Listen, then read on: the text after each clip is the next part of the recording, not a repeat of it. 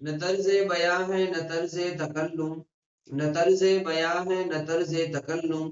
میری بات سننے والوں السلام علیکم ورحمۃ اللہ وبرکاتہ۔ دوستو آج ہم بات کرنے والے ہیں اسلام کے مین ٹاپک کے بارے میں۔ امید کرتے ہیں آپ کو میری چھوٹی سی ویڈیو پسند آئے گی۔ تو چلیے دوستو شروع کرتے ہیں کہ اسلام کے اندر جو سب سے زیادہ اہم اور ضروری عمل ہے وہ ہے نیت۔ رسول اکرم صلی اللہ علیہ وسلم کی حدیث ہے انما الاعمال بالنیات، کہ اعمال کا دار و مدار نیتوں پر ہے۔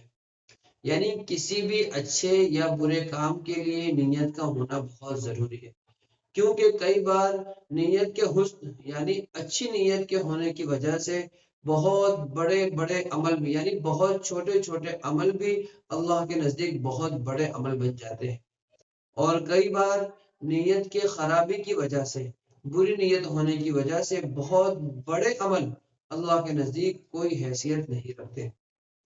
تو پتہ چلا کہ ہر کام میں اچھی نیت کا ہونا بہت ضروری ہے۔ تو آئیے ہم جانتے ہیں کہ نیت کیا ہے اور یہ کیوں کرنی چاہیے اور کیسے کرنی چاہیے۔ تو سب سے پہلے میں آپ کو بتا دوں کہ نیت کے اندر دو باتیں ہیں، ایک ہے نیت کرنا اور دوسرا ہے ارادہ کرنا۔ دونوں الگ الگ ہیں، نیت الگ چیز ہے، ارادہ الگ چیز ہے۔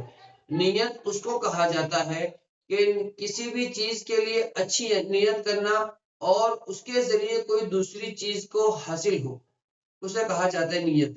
مثلا میں آپ کو مثال دے کے سمجھاؤں کہ میں نے کھانا کھانے کی نیت کی، اب میرے کھانا کھانے کے لیے اچھی نیت یہ ہے کہ میں کھانا اس لیے کھاتا ہوں کہ مجھے اس سے جو طاقت ملے گی اس کے ذریعے میں نماز پڑھوں گا، روزے رکھوں گا، زکوٰۃ دوں گا یا حج کروں گا، اور بھی وغیرہ وغیرہ بہت سارے اچھے کام ہیں۔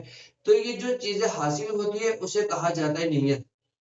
اور دوسرا ہے میں نے آپ کو بتایا ارادہ کرنا۔ ارادہ صرف ارادے کو کہا جاتا ہے، مثلا بھوک لگی ہے تو کھانے کھانے کا ارادہ کر لیا، پیاس لگی ہے تو پانی پینے کو ارادہ کر لیا، اسے کہا جاتا ہے ارادہ۔ تو دونوں الگ الگ۔